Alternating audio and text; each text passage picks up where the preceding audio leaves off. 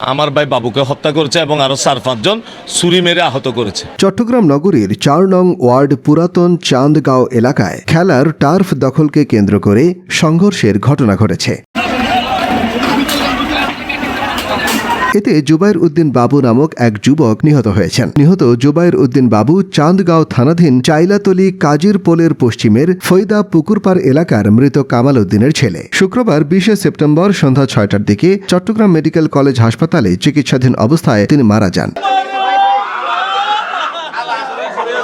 ভুক্তভোগী ও ঘটনার প্রত্যক্ষরা বলেন, পুরাতন চান্দগাঁও থানা এলাকায় কাউন্সিলর অফিসের পাশেই দেশীয় অস্ত্রশস্ত্র নিয়ে সংঘবদ্ধ সন্ত্রাসী বাহিনীদের খেলার টার্ফ দখল নিতে আসেন চান্দগাঁও থানার ছাত্র দলের আহ্বায়ক আলফাজ, আমজাদ, রুবেল প্রকাশ, খোরা রুবেল সহ আরো অনেকে।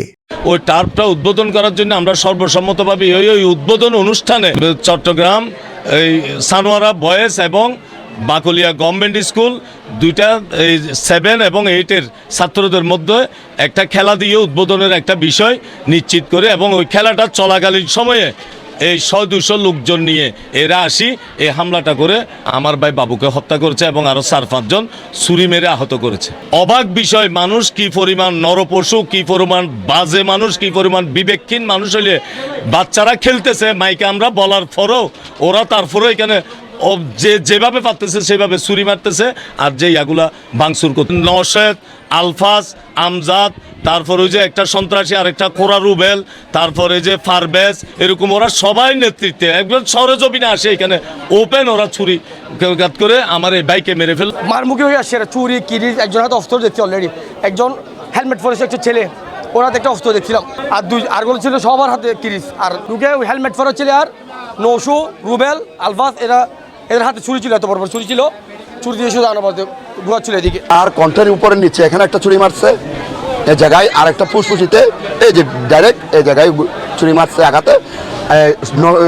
ছুরিটা মারছে যে রুবেল, আমজাদ, রনি, তিনজনে একসাথে দাঁড়াইয়া ছুরিটা মারছে। ওদেরকে অবিলম্বে আসা, ওদের নেতাদেরকে সহ সাবেক নেতা ছিল ওদের সাথে, ওনার দৃষ্টান্ত এ সময় নিহত ও আহতকে দেখতে চট্টগ্রাম মেডিকেল হাসপাতালে এসে হামলায় জড়িতদের বিরুদ্ধে সাংগঠনিকভাবে ব্যবস্থা নেয়ার কথা জানান চট্টগ্রাম মহানগর বিএনপি নেতৃবৃন্দরা। বড় দুঃখজনক, এটা হওয়া কোনো মতে বঞ্চনীয় নয়। যারা এইসব দুষ্কৃতি, আমি মনে করি এগুলি দুষ্কৃতিকারী, এরা আমাদের দলের ভাবমূর্তি নষ্ট করার জন্য তারা এসে এইগুলি কাজটা করেছে। তবে এটার ব্যাপারে আমরা অবশ্যই একটা কঠিন সিদ্ধান্ত আমরা নেব।